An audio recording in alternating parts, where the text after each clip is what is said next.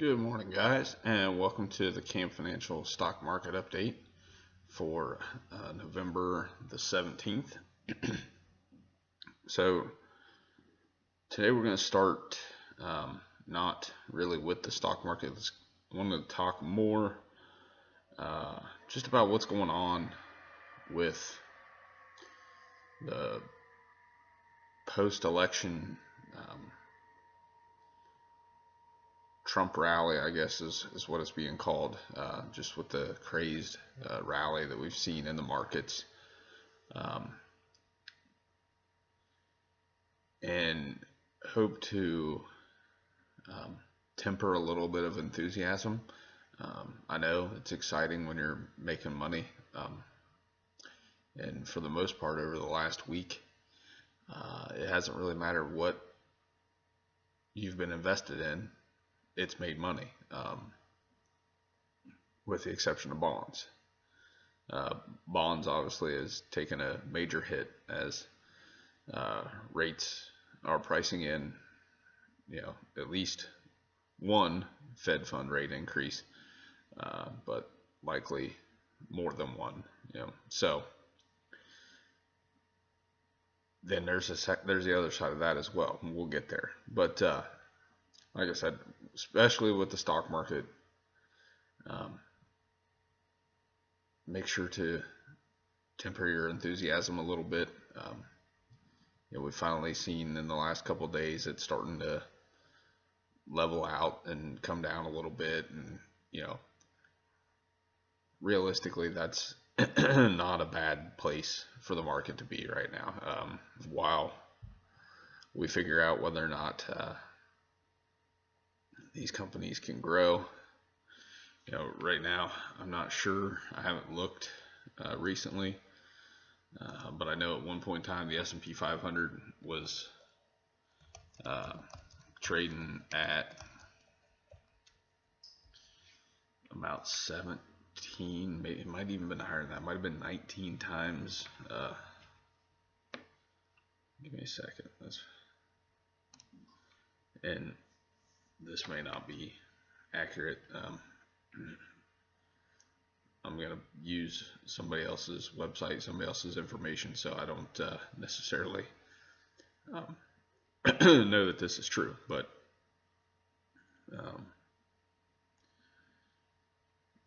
so this one that I'm looking at here shows that currently the S&P 500 is trading at a 25 times their current multiple, 25 times their current earnings. So their multiple is 25.05. That's higher than the number that I had heard, and the number that I heard may be based on future earnings and not current earnings. This is just based off of their latest reported earnings. So 25.05 versus a historical mean of $15 or 15.62 and a median of 14.64. So keep that in mind. This is based on current. It definitely would be a little bit overvalued, but we're nowhere near the value we were at in 2000 before the sell-off in the tech sell-off, tech bubble, and then again, and then it shot up, and then it came back down, and then the PEs got really high again directly after the market collapse, and when we found out that companies weren't going to make as much money as they had originally broadcasted. So just keep that in mind. It's something to think about. S&P 500 is probably pretty fairly valued, maybe even a little overvalued, but hopefully that helps to calm a little bit of the irrational exuberance that's out there. Also, so back to the other part that I wanted to talk about mainly is the yields. So bond yields are headed up. And what does that mean? Well, so the 30-year mortgage, which had been 3.5 for quite some time, I seen the average rate on the 30-year mortgage had jumped to a 4.02%. Still super cheap. I'm in my mid 30s. My first house I bought at 6.5%. So 4%, still super cheap. No need to be overly concerned, but understand that if you're going to purchase a house, you probably ought to be, looking sooner rather than later, because my guess is that rates are going to continue to go up.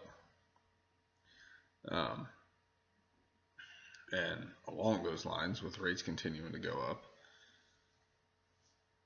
that comes back to part in the market to mention, and it's the companies that you've seen, mostly that you've seen do pretty well so far since Trump has become the president-elect, and that's the banking. Banking sector is going well. Financial sector is going to perform well. Banks, insurance companies, etc. They all work off of yield, off of bond yield. So the bigger spread they can get, the better off they're going to be. And that's, the companies that you should expect to see continue to perform well. Other companies that are starting to perform well, and it's more based off of the fact of whether we can take the lid off their growth. I mean, so I like to think of it as kind of, a pan sitting on the stove with water in it boiling. The industrials, those sorts of things, they've been sitting there with a lid on top, not really growing because they haven't had, the impetus to grow. With some of the proposed, and that's all they are, is proposed, but some of the proposed policies that Trump has come up with, you're looking at infrastructure companies booming. So, what does that mean? So that means, Caterpillar. Trying to think who else is in that. Caterpillar is definitely the one that sticks out to me first. I mean, you also got the companies, and I have to research, and I didn't research before the show this morning, but companies that actually make some of the products. So I heard it recently, like Vulcan Materials, pretty much anything that's going to be concrete, street, road work, the leveling, obviously that's why I mentioned Caterpillar, John Deere, all can see some major booms if we can take the lid off of the infrastructure. So that kind of gives you a roundabout. I mentioned the interest rates. Something else to note about the interest rates. We talked about the 30-year, about a mortgage. This is also going to have a slight impact on student loans, auto loans, credit cards. All these are going to see a tick up in their rates. So if you have,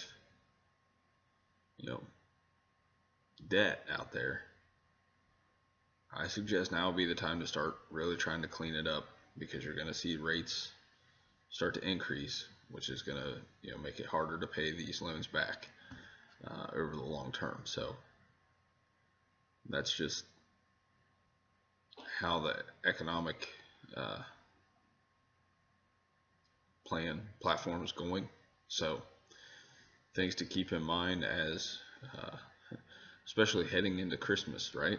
Don't overspend and get yourself in a position where you rack up a lot of debt and then have to focus next year on paying it off when interest rates are going up and making it more and more painful to pay it off. So I think that's it for today, guys. Oh, actually, before I go, so yesterday I mentioned the big shipper rally. The rally in all of shipping dry ships is up, I believe 1,800%. Is what I read yesterday. It's stopped out, or like they put a cap on it. It can't go up anymore because it was hitting the top. The one shipping company that I've been in, Safe Bulkers, I've been in it for a long time. I've actually felt a lot of pain, and we're still well below my exit price. This is in my system that's more based on a long-term thesis and just letting it run until it makes a certain percent. And so I've been killed in it, and we're holding on, and it's coming back up 15% yesterday to close at 90 cents. It hit a high of 240, which still I've got to get a little more than that.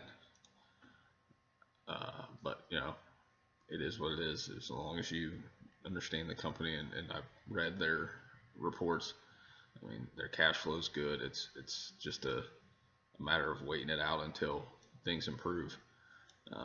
Things are definitely, looks like they're starting to improve in the shipping industry. So I want to look. I'm not sure if I can even pull dry ships up in a short enough time frame here to see where it's gone from. Well, you know what I can do? I can tell you what the 52-week high or 52-week low is.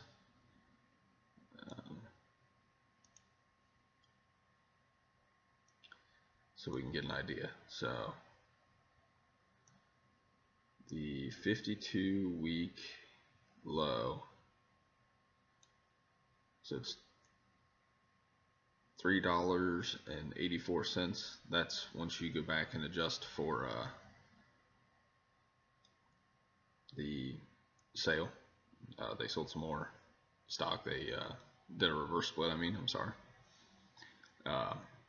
$3.84, which would have been probably, looking at the chart, I'm saying sometime in October or early November. And yesterday it stopped out. It closed out at $115. So from $4 to $115, 30 times in the last. It's up 30x in the last 5-6 days. So you can catch waves like that, and some people did, and good for them. Please lock in your profits and get out and go find somewhere else to put your money, because that's quite a winner if you got in down there near the bottom. So now that's it for today. All right, take care, guys. If you have any questions, send me an email, chrism@campfinancial.net. Otherwise, we'll see you tomorrow. Take care.